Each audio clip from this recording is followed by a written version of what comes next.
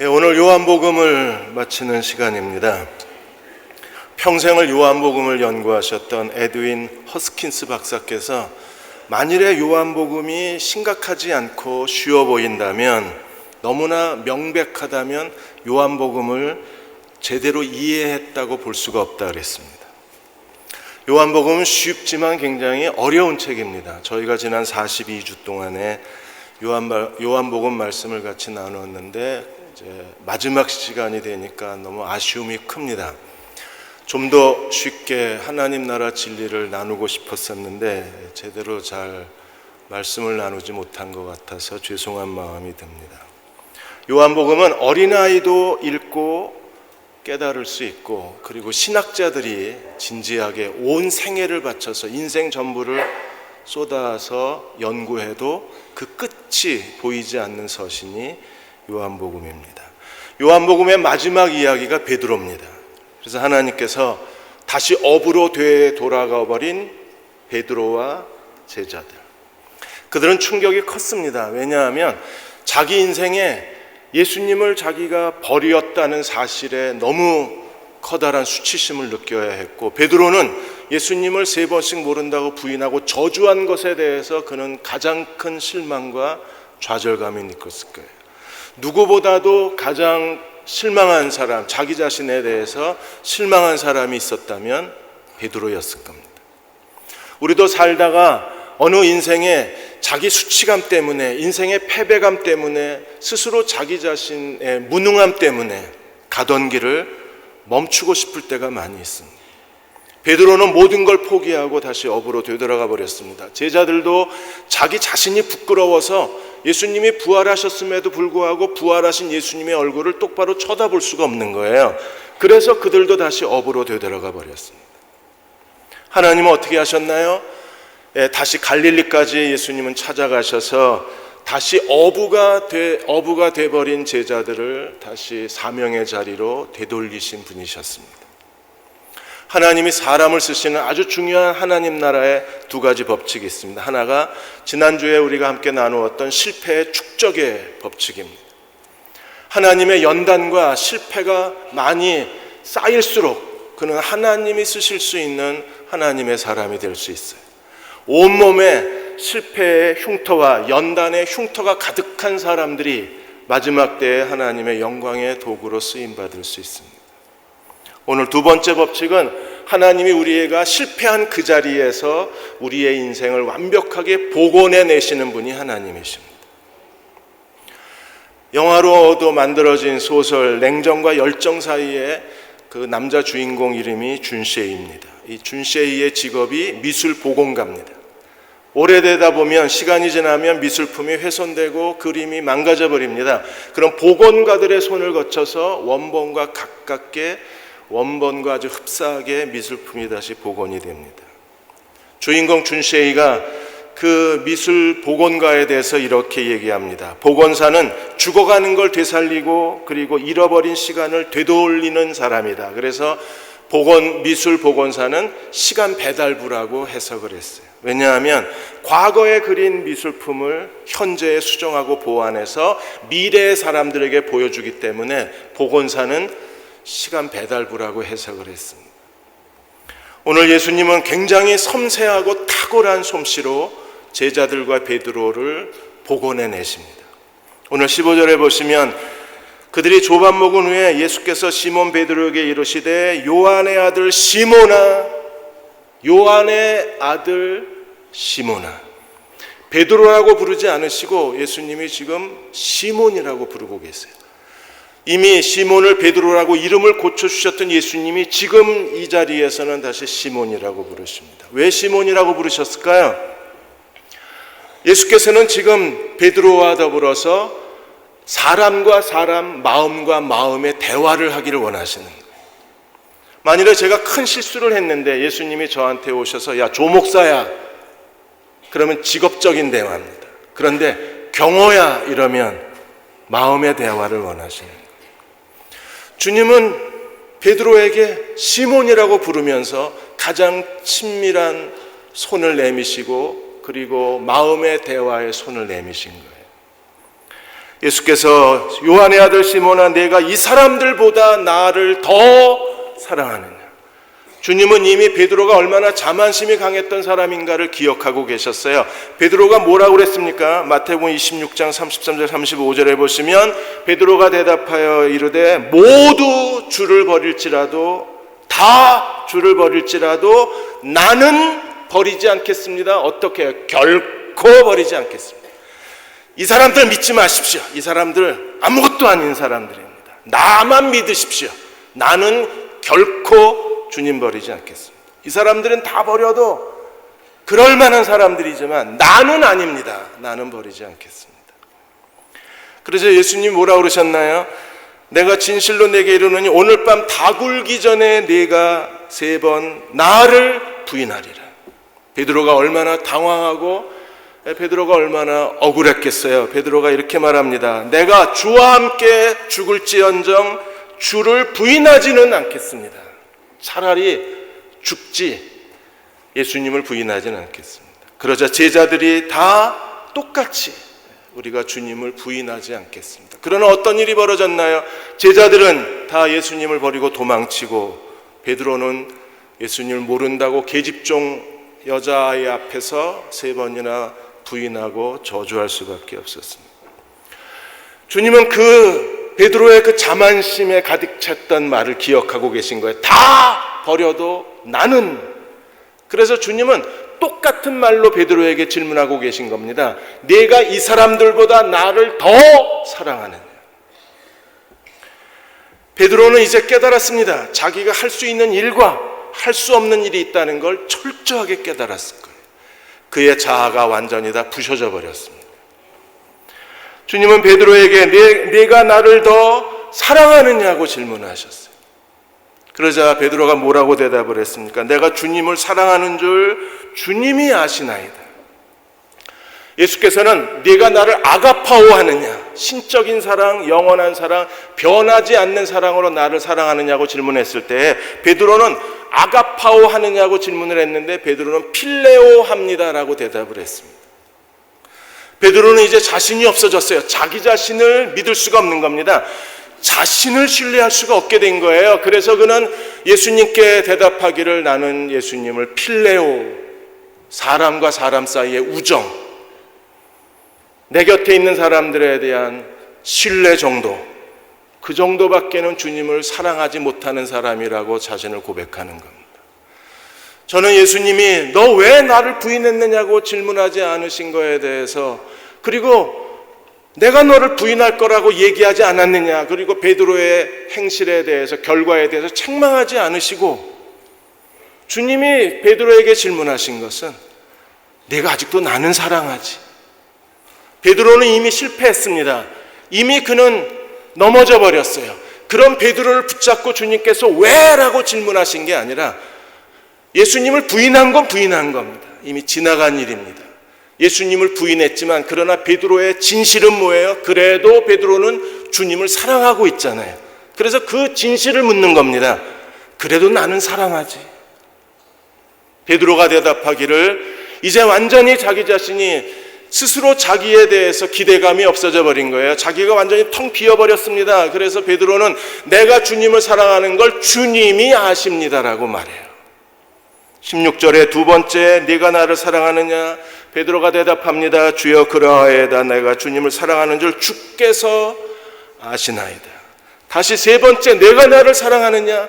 세 번째 질문을 통해서 예수님은 베드로의 마음속에 남아있는 그 수치심, 죄책감, 패배감 완전히 깨끗이 제거해 버리시는 거예요.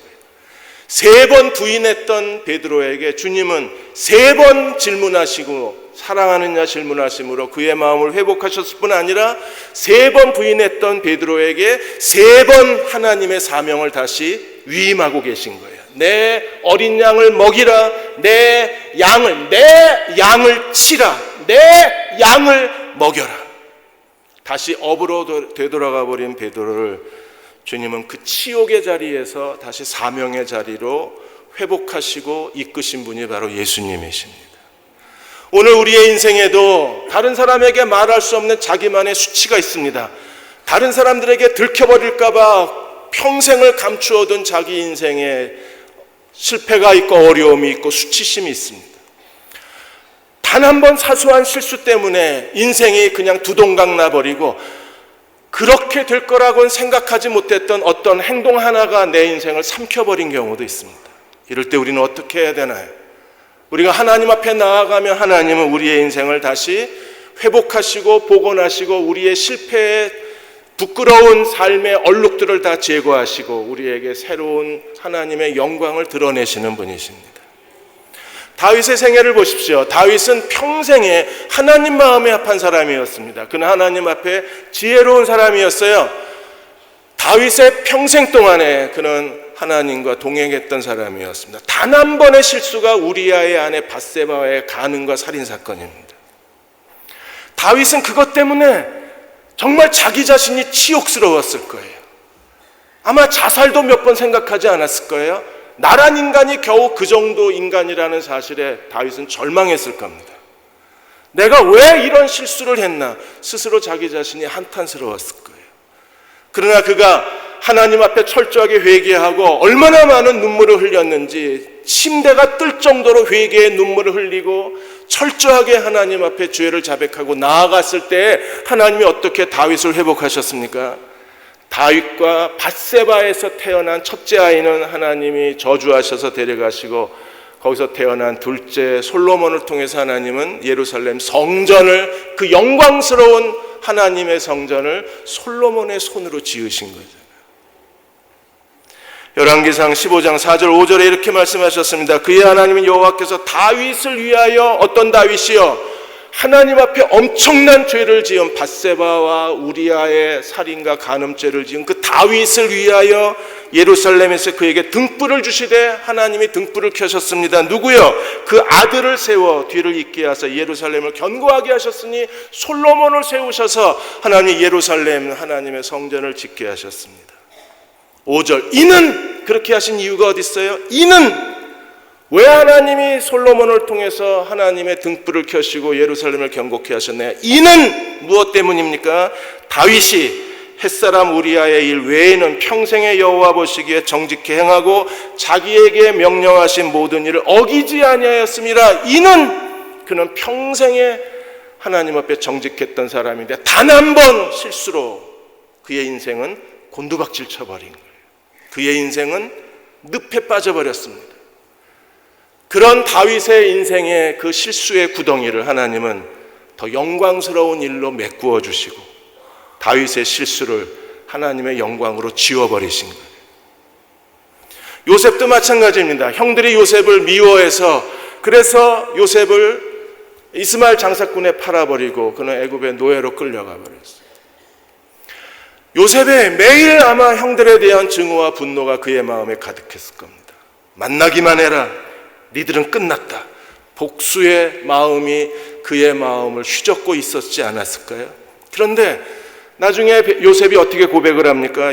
창세기 41장 51절 52절에 보시면 요셉이 그의 장남 이름을 므낫세라고 지었습니다. 므낫세 이름의 뜻이 뭐예요? 하나님이 내 모든 고난과 아버지의 집의 일, 자기가 13년 동안 겪은 노예와 죄수의 그 비참한 인생, 불행한 시간과 그리고 아버지의 일, 온 집안 일, 형들이 자기를 미워하고 형들이 자기를 노예로 팔아버린 일에 대해서 하나님이 잊어버리게 하셨다.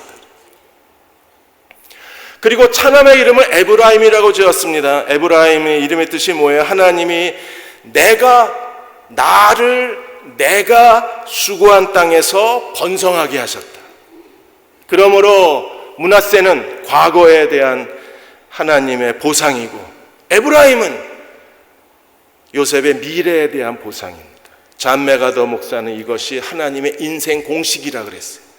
하나님이 우리의 인생을 다시 회복하실 때 하나님은 우리의 과거의 고통을 다 잊어버리게 하시고 미래의 그 고통으로 인하여 실수로 인하여 우리의 부끄러움으로 인하여 하나님이 우리를 더 영광스러운 그릇으로 사용해 주실 수 있는 거예요.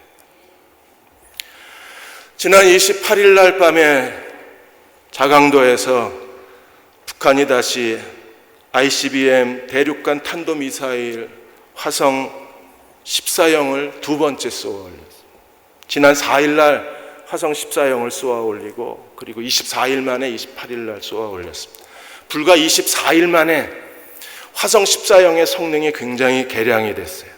높이는 900km를 더 올라갔습니다. 그래서 이번에 28일 날 쏘아 올린 것은 높이가 무려 3724km로 올라갑니다.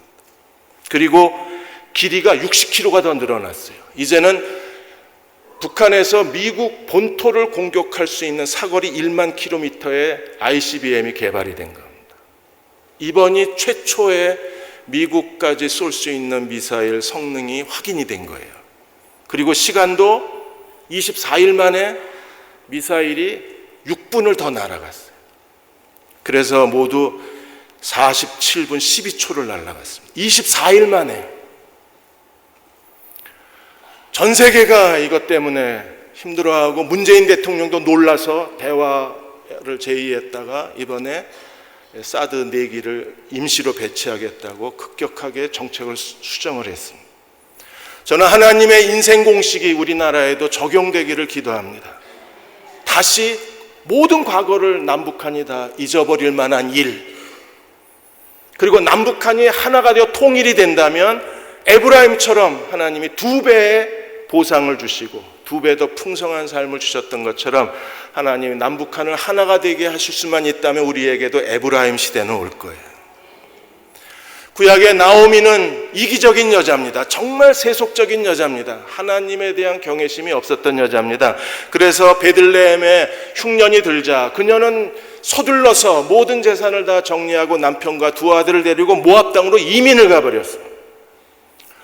하나님의 백성들은 고통당하고 있는데 나만 잘 먹고 잘 살면 돼 이러고 떠난 게 모압입니다. 그런데 모압에 10년 동안 어떤 일이 일어났나요? 나오미는 남편이 죽고 2 아들도 다 모압 땅에서 죽습니다. 그 정도 재앙이 오면 서둘러 자기 고향으로 베들레헴으로 돌아와야 되는데, 그러나 나오미는 언제 돌아오나요? 베들레헴에 풍년이 들었다는 소식을 듣고서야 그제서야 다시 돌아올 마음이 들어요. 모든 걸 다 잃어버리고 겨우 다시 고향 땅에 돌아왔을 때 나오미는 며느리 룻 하나를 데리고 고향 땅으로 돌아왔어요. 고향 사람들이 나오미가 왔다 그랬을 때 나오미는 손을 저었습니다. 나는 나오미, 즐거움이 아니라 나는 마라, 쓴 괴로움이다.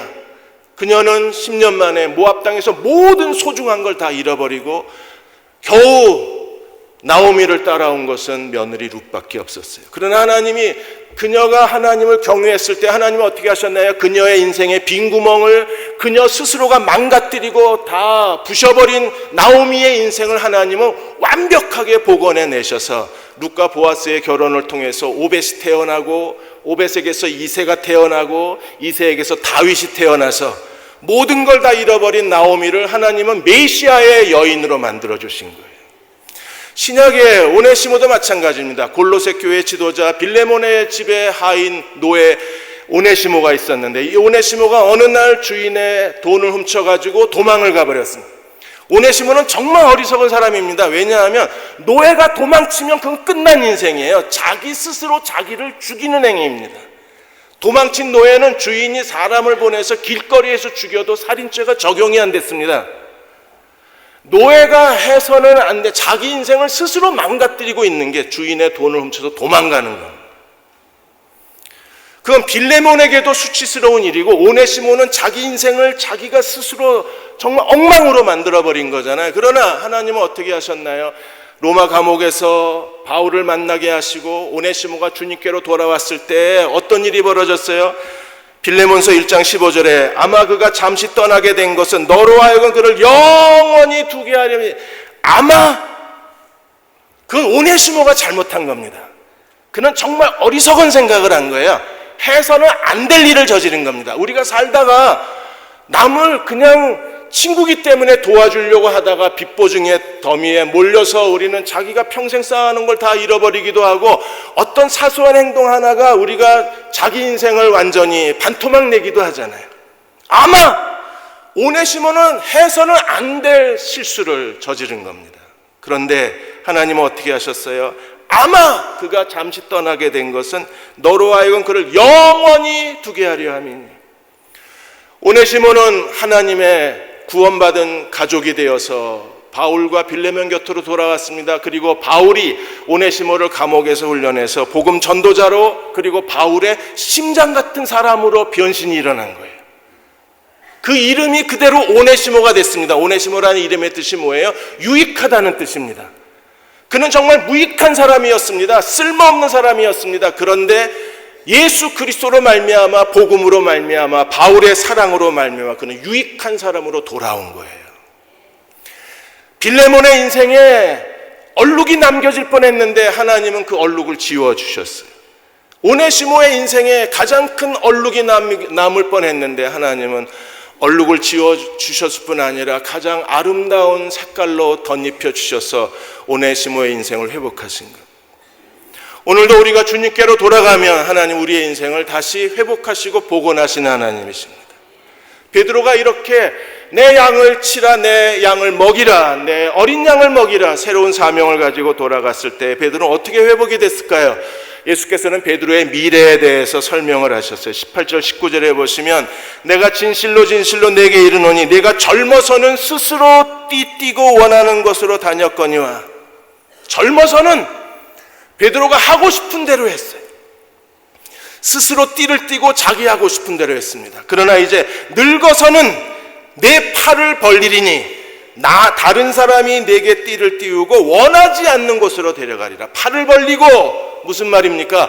베드로가 어떠한 죽음으로 죽을 것을 주님이 말씀하신 거예요. 그래서 20절에 19절에 이렇게 말씀하시면 베드로가 어떠한 죽음으로 하나님께 영광을 돌릴 것을 가리키심이라 이 말씀을 하시고 베드로에게 이르시되 나를 따르라.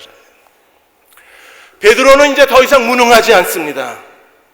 이제 더 이상 그의 인생에 무능이라는 건 없어졌어요. 베드로는 정말 무능한 사람이었습니다. 어떤 일에 무능했나요? 그는 예수께 자기가 주님을 위해서 죽고 싶다고, 죽을 수 있다고 말했지만 무능한 사람이었어요. 요한복음 13장 36절 37절에 이렇게 말합니다. 시몬 베드로가 이르되 주여 어디로 가시나이까? 예수께서 대답하시되 내가 가는 곳에 내가 지금은 따라올 수 없으나 후에는 따라오리라. 지금은 예수님을 모른다고 3번 부인하고 저주해버렸습니다. 그러나 이제 그의 실패의 자리에서 다시 회복이 됐을 때 이제는 그는 주님을 따라갈 수 있어요. 베드로가 37절에 주여 어디로 가시나이까? 내가 지금은 어찌하여 따라갈 수 없나이까? 주를 위하여 내 목숨을 버리겠나이다. 내가 지금은 어찌하여 따라갈 수 없나이까? 나는 주님을 위해서 죽을 수 있습니다. 죽었나요? 아니요. 3번 부인했습니다. 살겠다고 발버둥 치면서 그 계집종 앞에서 얼굴을 붉히면서 예수를 저주하고 부인했습니다. 할 수 있었나요? 할 수 없었습니다. 그러나 이제 그는요 죽을 수 있습니다. 왜요? 늙었기 때문에.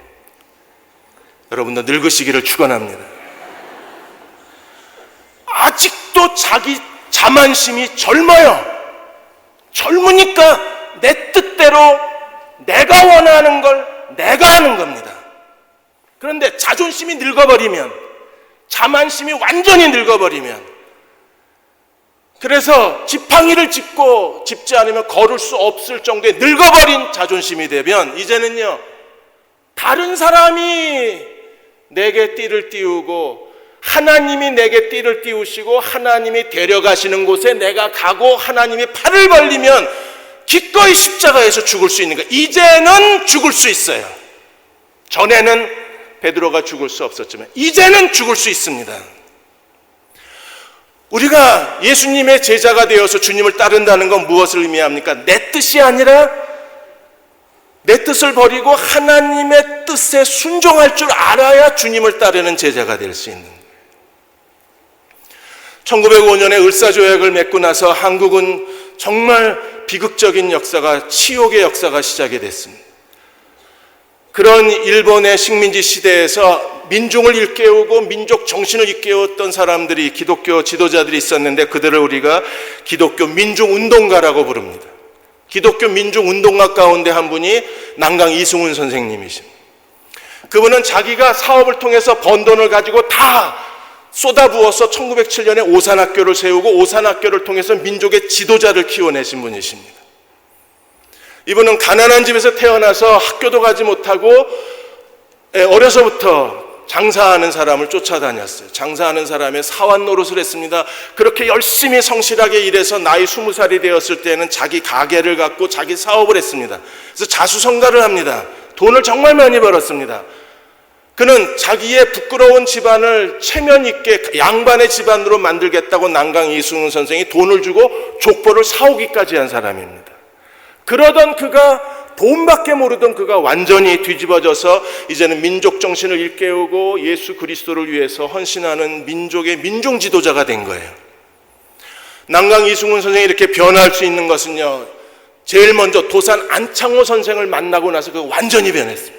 안창호 선생을 통해서 민족의 내일과 민족의 오늘과 그리고 한민족의 이 평화에 대해서 고민하기를 시작을 한 거예요. 그리고 또 다른 한 분, 예수 그리스도를 만나서 그의 인생을 완전히 그리스도께 헌신했습니다.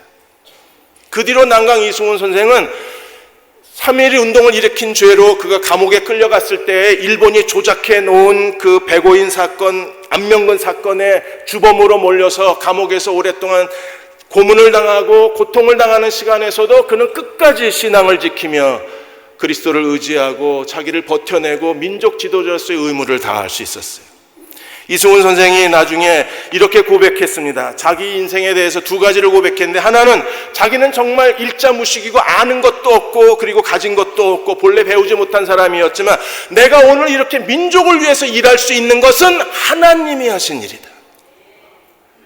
할 수 있는 것은 그에게 새로운 가능성, 민족을 위해서 살 수 있는 능력을 부어주신 분은 예수 그리스도이셨어요. 베드로는 더 이상 무능하지 않습니다. 그는 이제 그리스도를 위해서 죽을 수 있는 사람이 됐어요. 젊어서는 할 수 없었던 일을 베드로가 이제 늙어서 하게 된 겁니다. 요한은 어떻게 됐을까요? 베드로가 같이, 두 사람이 단짝이잖아요. 베드로 요한이 늘 같이 다녔는데, 요한에 대해서 베드로가 궁금해서 예수님께 이렇게 질문했습니다. 21절에 이에 베드로가 그를 보고 예수께 여짜오되 주여 이 사람은 어떻게 되겠습니까? 그러자 22절에 예수님이 이렇게 대답하시죠. 내가 올 때까지 그를 머물게 할지라도 내가 무슨 상관이 있느냐? 너는 나를 따르라. 내가 무슨 상관이 있느냐? 헬라어 원문에 보시면 너나 잘하세요 이렇게 돼 있어요. 다른 사람의 인생에 관심을 가질 필요가 없는 거예요. 너나 잘하세요. 너는 나를 쫓아라. 여러분, 우리 모두가 다 다른 사람의 인생에 대해서 우리는 부러워하기도 하고 다른 사람의 인생을 보고 스스로 비교하기도 합니다. 그러나 주님은 우리에게 말씀하시기를 너나 잘하세요. 하나님의 베드로는 베드로의 인생이 있고 요한에게는 요한의 인생이 있는 거예요. 베드로는 그물을 던지는 사람이었기 때문에 그가 한 번 설교하자 3,000명이 회개하고 또 한 번 설교하자 5,000명이 회개하고 돌아왔습니다. 어떻게 해요? 그물을 던지는 자의 사명이니까. 요한은요, 그물을 수선하다 부르심을 받았습니다. 그는 오래 살아야 돼요. 그래서 요한은 정말 오래 살았습니다. 예수님이 올 때까지 머물게 하겠다는 말을 제자들이 잘못 오해해가지고 23절에 제자들이 뭐라고 수군거렸느냐 하면 형제들에게 나가서 그 제자는 안 죽는데 요한은 안 죽는데 요한은 불사조래 이러고 다녔어요. 그 말 뜻이 아니라 오래 살아서 요한은 하나님의 초대교회가 그물이 구멍 뚫린 것처럼 다 복음의 진리가 구멍이 뚫렸을 때에 그물을 수선하는 사명이 요한에게 있는 거예요. 그래서 요한이 요한 1서, 2서, 3서를 통해서 뭘 증언했습니까? 하나님의 자녀와 마귀의 자녀를 구별할 수 있는 기준을 제시한 거예요. 하나님의 자녀와 마귀의 자녀를 우리가 뭘로 구별할 수 있어요? 의를 행하고 형제를 사랑하면 하나님께 속한 사람이지만 형제를 사랑하지 않으면 마귀에게 속한 사람이라. 그래서 마지막 복음의 그물이 구멍 뚫린 것을 수선한 사람이 요한입니다. 오늘 하나님 우리의 모든 각 사람에 대해서 계획을 갖고 계세요. 우리는 그 계획을 찾고 우리가 주님을 따르기만 하면 주님은 그 계획을 이루어 주실 것입니다. 야후가 2015년에 미국에서 성공한 푸드트럭 27대를 선정했을 때 그 27대의 성공한 푸드트럭 중에 하나가 그 유타의 컵밥 트럭이 선정이 됐습니다. 유타의 컵밥을 시작한 사람들은 송정훈 사장, 박지영 사장, 김중근 세 젊은이가 시작을 했어요. 이 세 사람이 2005년도에 요리사가 되기 위해서 미국에 유학을 갔다가 유타 대학에 유학을 갔다가 그 유타 대학 앞에 점심시간이 되면 푸드 트럭들이 와서 서 있고 거기에 학생들이 길게 줄을 서서 밥을 먹는 걸 본 거예요. 그걸 지켜보면 야, 여기엔 푸드 트럭 이런 문화가 있구나. 야, 학생들이 줄을 많이 서서 먹네하고 지나가는데 박지영 사장이 이렇게 얘기를 합니다. 우리 저거 한번 해보자. 한번 해보자 하는 말에 송정훈, 박지영 두 사람이 그래 한번 해보자. 그래서 당시에 유타 솔트레이크 시티에서 한 식당하고 일식당 그 주방장 하던 그 김중근 씨하고 세 사람이 한 팀이 된 거예요. 그래서 그 당시에 노량진 컵밥이 유행하는 다큐가 KBS에서 방영이 됐는데 그걸 다운로드 받아서 매일 저녁 노량진 컵밥 다큐를 보면서 세 사람이 레시피를 짠 겁니다. 아내랑 같이 6명이 앉아가지고.